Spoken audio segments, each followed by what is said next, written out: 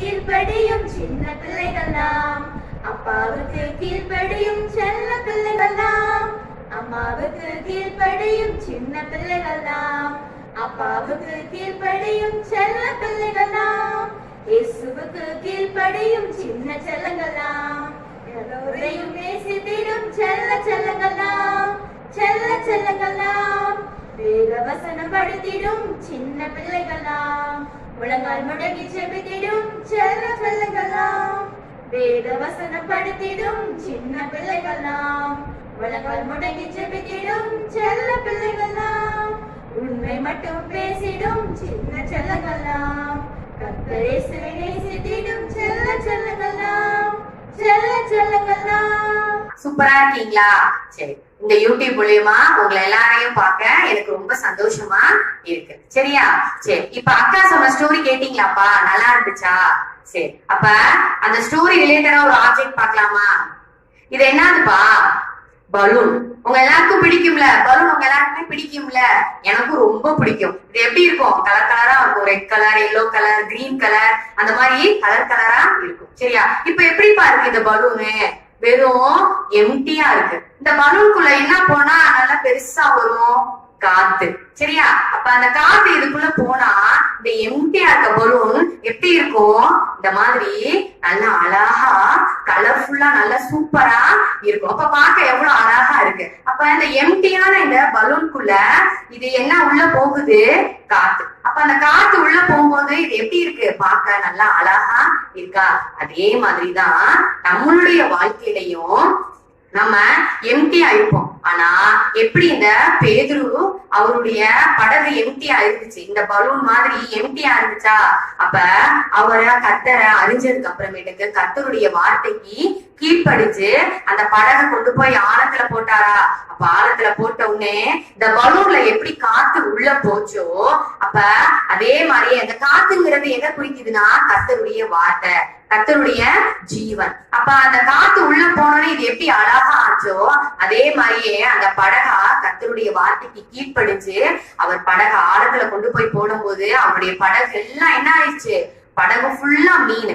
அப்ப நம்ம கர்த்தருடைய வார்த்தைக்கு நம்ம கீழ்ப்படியும் போது நம்மளுடைய குறைவுகளை எல்லாம் கர்த்தர் என்ன பண்ணுவாரு? இந்த பலூன் மாதிரி நிறைவாக்கி அழகா காமிப்பார். சரியா ஃப்ரெண்ட்ஸ்? ஓகே, நம்ம அடுத்த பகுதிக்குள்ள. ஹாய் ஃப்ரெண்ட்ஸ், எல்லோரும் நல்லா இருக்கீங்களா? கர்த்தருக்குள்ளே சந்தோஷமாக இருக்கீங்களா? ஓகே குட்டீஸ், எல்லாம் ஸ்டோரி கேட்க ரெடியாக இருக்கீங்களா? எல்லாம் ஸ்டோரிக்குள்ளே போகலாமா? ஓகே, இன்றைக்கி என்ன ஸ்டோரி அப்படின்னா, பொய் சொல்லாதிருப்பாயாக, அனனியா சப்பிராள் அவங்கள பற்றி தான் நம்ம பார்க்க போகிறோம். ஓகே, பொய் சொல்லாதிருப்பாயாக அப்படின்னா என்னப்பா?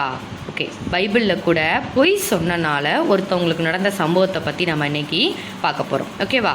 ஓகே, இப்போ அனனியா சப்பிராள் என்ற கணவன் மனைவி வாழ்ந்து வந்தனாராம். அப்போ எல்லோருமே சேர்ந்து ஒரு பிளான் பண்ணுறாங்க. என்ன பிளான் பண்ணுறாங்க அப்படின்னா, அவங்கக்கிட்ட இருக்கக்கூடிய எல்லா சொத்துக்களையும் விற்று பணம் எல்லாவற்றையும் மொத்தமாக வச்சு அனைவரும் சமமாக எடுத்து வைத்து சந்தோஷமாக வாழலாம் அப்படின்னு ஒரு பிளான் பண்ணுறாங்க. அப்போ எல்லாருமே என்ன பண்ணுறாங்க? விற்று அந்த பணத்தை தேவ சமூகத்தில் கொண்டு வந்து வைக்கிறாங்க. தேவ சமூகம்னா என்ன? சபை. ஓகேவா?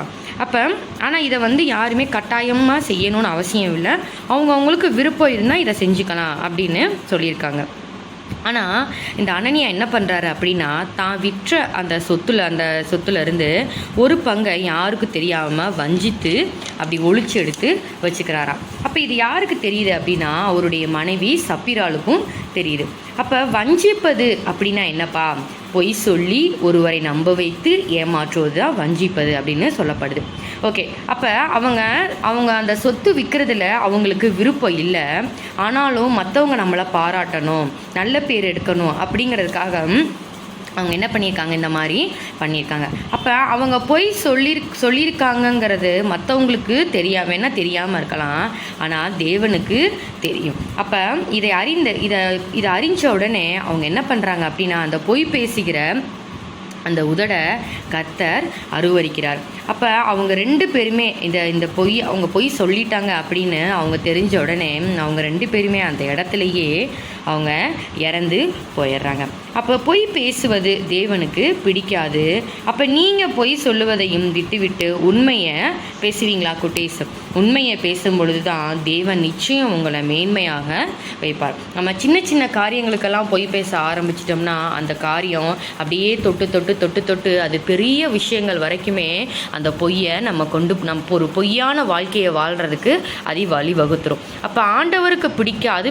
அப்போ அந்த காரியத்தை நீங்கள் விட்டுறணும். அப்போ ஆண்டவருக்கு எப்படி இருக்கணும்? உண்மையாக இருக்கிறது தான் பிடிக்கும். அப்போ நீங்கள் உண்மையாக இருக்கும் பொழுது ஆண்டவருடைய சமூகத்தில் உண்மையாக அவரை தேடும் பொழுது, உண்மையாக இருக்கும் பொழுது, எல்லா காரியங்களிலும் நீங்கள் உண்மையாக இருக்கும் பொழுது, ஒரு வேலை பார்க்குற இடத்துலையோ இல்லை படிக்கிற இடத்துலையோ இல்லை மற்ற எந்த ஒரு இடத்துலையோ நீங்கள் ஒருத்தவங்களுக்கு உண்மையாக இருக்கும் பொழுது கர்த்தர் உங்களை அந்த இடத்துல அவர் மேன்மை பாராட்டுவார் அப்படின்னு சொல்லப்பட்டிருக்கு. ஓகே குட்டீஸ், சூப்பர்.